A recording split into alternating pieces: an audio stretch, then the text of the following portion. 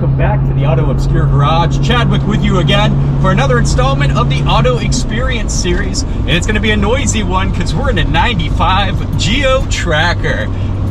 Ah, the Geo Tracker. Oh, and also, heads up, it's not just me talking at the camera for these reviews. Stay tuned, we're going to do objective tests, quarter miles, we're going to curb weight the car, and take some tours around the inside and outside. So stay tuned for that. It's not just me looking at the camera and going, this is how it drives.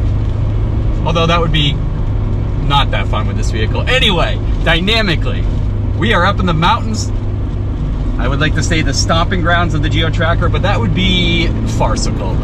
The Geo Tracker, I've wanted one of these for the better part of 20 years. They are so cool. They'll never make another vehicle like this. It's a Geo, which is a GM's attempt to capture the Japanese import market by just simply rebadging the Japanese import market, and it's just, it worked, kinda. It didn't work. It didn't work for GM, but it worked for us getting these cool cars. You can also buy one of these as a Suzuki Sidekick, which is the evolution of the Samurai. So that's where you are with the Geo Tracker. This is a base of base models, not ace of base, base of base. So it has the 8-valve motor, which is like 80 horsepower, somewhere in there. It's got a 5-speed manual. The only option here, guys, is air conditioning. Yeah, it's kind of cool to be driving one of these base ones with just rear-wheel drive and no luxury features to speak of. Why the Geo Tracker then? Well, it's cute. It's small. It's fun. It's affordable. We'll get to the market in a little bit, but these are just a blast. I describe especially this base model, which is rear-wheel drive and a convertible, soft-top convertible, as being a lifted Miata. Now the handling is not there. Let's be honest. Let's be honest as I wallow around that corner. But it's got somewhat of the same experience factor. You know, you're convertible. You can drop the top. We're in a manual rear-wheel drive, lightweight vehicle, which we'll confirm with some weight tests up ahead. Yeah, that's how I say it. The base Geo Tracker is a lifted Miata with a little less spice in it. And a Miata with less spice sounds like a horrible way to describe a car, but here's where we are.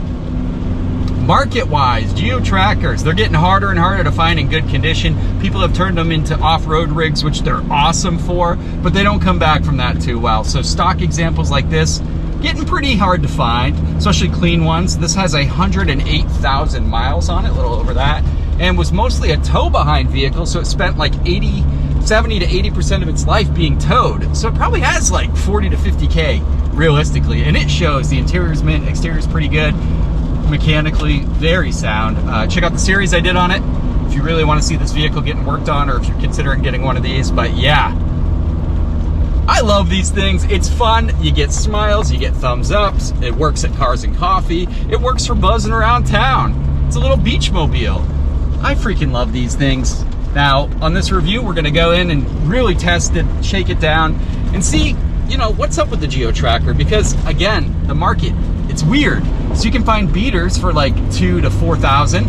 Above that are kind of nicer ones, but you can go up to 8,000 pretty easily on these for a clean, well-sorted one. So that's what you're looking at if you want to get into one of these. Should you? Absolutely. Find the use case for it, whether you want to build a little affordable off-roader that can go down four-wheeler trails, or you just want a little buzz around town fun vehicle you can drop the top on. The Geo Tracker Suzuki Sidekick is your palette if you want to paint a fun time. But anyway, let's get to those objective tests.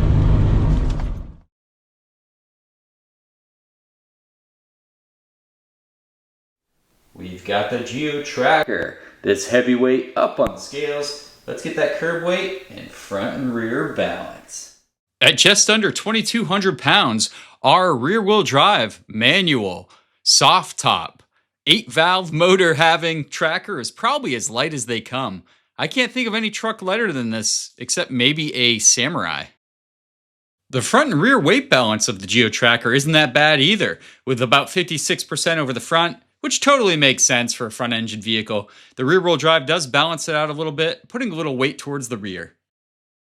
When we compare the weight of our Geo Tracker to other vehicles I've tested, we're clearly in the featherweight category, guys. Just look how small these cars are compared to our only truck on the list here.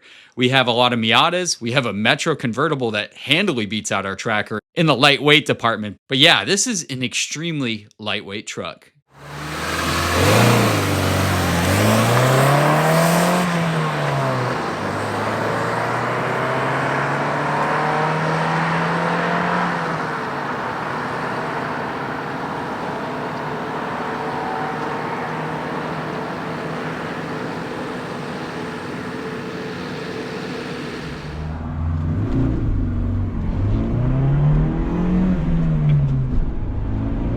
Hold on to your butts.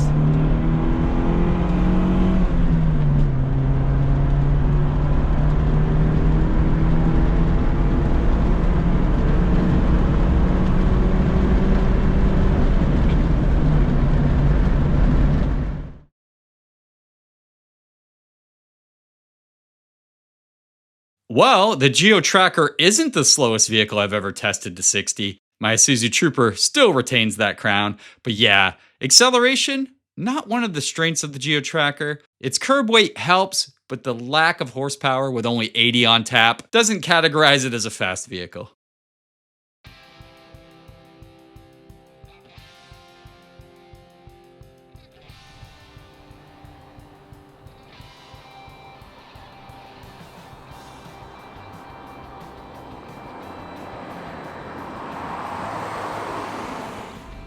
The Geo Tracker is not a handling machine, not in the least.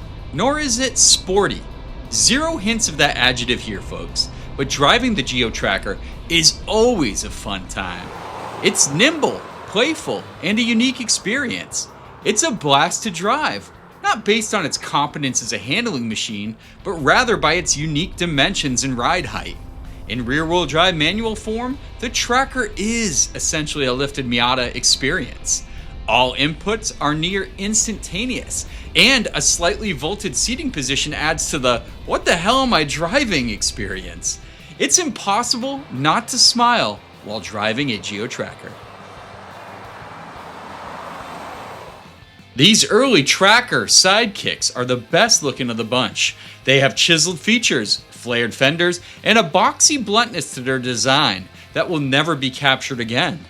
The fun factor is high with the exterior design of the Tracker. A rear-mounted tire adds off-road intent.